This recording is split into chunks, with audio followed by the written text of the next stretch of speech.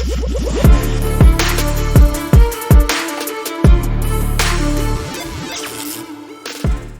got two stories to go over with you guys on this. I want to start here because we have some more Warner Brothers news. This comes from the fact that they just had a earnings call. I think yesterday or the day before yesterday, there was a big earnings call, and they went over a lot of stuff that they plan to do, and they also talked about some of the stuff that's been happening. And I liked a lot of the stuff that they said in it, particularly when it comes to Superman. They said, we haven't had a Superman movie in 13 years or whatever it was, and it just adds more to the Henry Cavill thing. Like, there's going to for sure be a Superman 2 or a Man of Steel 2, whatever they call it, as much as Grace Randolph doesn't like that, who for some reason just hates Henry Cavill. I don't know why. Also, plans for more Lord of the Rings and more Harry Potter, which I think would be hilarious because every time something new comes out for Harry Potter, people lose their minds because guess who's going to get a check of royalties if they do make something from Harry Potter? That's right. J.K. Rowling, who has really been going at people lately. The funniest thing that she's done lately was when somebody asked her, how does it feel losing a bunch of your fans? And she said, oh, I just look at my royalty checks and then sleep on a pile of money. That's how you got to handle these people. That's how you got to handle these people. Now, this is a big turn of events compared to what we've had before Zaslav. Zaslav does not seem to care too much about woke activists and what they think.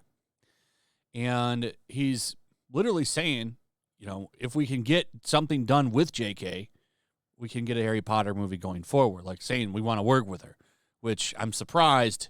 Maybe they've just missed it because everyone's focused on Elon Musk right now. But this would usually cause some kind of big outrage. So here's what he had to say. Warner Brothers Discovery CEO David Zaslav is keen to exploit the company's franchises, and that includes the possibility of making more Harry Potter films if something can be worked out with author J.K. Rowling. Well, there is one that could be adapted right away, and it's at Play. I forget the name of it, but they published the script.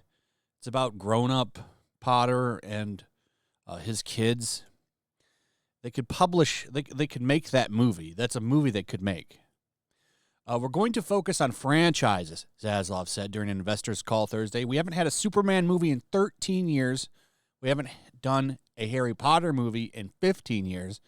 And DC movies and the Harry Potter movies provided a lot of profits for Warner Brothers over the past 25 years. The executive went on to note that the studio still has the theatrical rights to Lord of the Rings and went back around to the idea of more Harry Potter, noting he'd like to see more if we can do something with J.K. on Harry Potter going forward. Like, I'm surprised, like, say, oh, you could find another way to make money. No. All these people that whine and complain about her, if they put out another Harry Potter movie, they'd all go see it. That's the hilarious thing about it, to be honest. So we'll see what happens. I also like that he said 13 years on a Superman movie. I think that's longer than Man of Steel, so he doesn't consider Man of Steel a Superman movie. He just likes Henry Cavill then. That's a big diss on the Snyderverse. Just saying. The other big story is Jimmy Kimmel whining and crying that he's lost half his audience. And as the Daily Mail says here, what did you expect? What did you expect? Jimmy Kimmel complains he lost half his fan base by turning on Trump and says he told ABC executives he would quit if they made him tone down his comedy on a late-night show. So you tell me to stop making fun of Trump and I'll quit. Nobody watches these shows, by the way. All these shows, like the ratings, and they talk about this in this article, that the ratings for all of these, like, guy in a suit interviewing people shows, that model is dead. Nobody watches these anymore. The only reason they get ratings at all is because people fall asleep with their TV on and leave them on. That's it. And that's despite YouTube boosting the hell out of these people. Like, If you go to the front page of YouTube or trending, the reason you know that like they're playing games with the algorithm is because these people like Jimmy Kimmel and Stephen Colbert like boost up in trending. And you know nobody's giving a damn about this. So people that have autoplay rolling, they autoplay right into more of this garbage. But this is funny. He's whining that he lost people. Late night talk show host Jimmy Kimmel said in a podcast he thinks he lost half his fan base for making jokes about former President Trump. You think so? You think so? I mean, you pretty much told them, like everybody else, if you don't like it, leave. And they did. So that's hilarious. Like, you lost half of your ratings, and you quadrupled down on it. He also said that when producers asked him to tone down the anti-Trump jokes, he threatened to walk away from the show. I don't believe that happened. I don't believe that happened. I think they probably told him to turn it up because everybody was doing it. Everybody, all of those late night shows were going after him. Every single one of them. They still do. All the time. So I don't believe that at all. I think that's him just virtue signaling. Kimmel appeared on the Naked Lunch podcast and said 10 years ago he was the most popular host among Republicans. I wonder if that's true.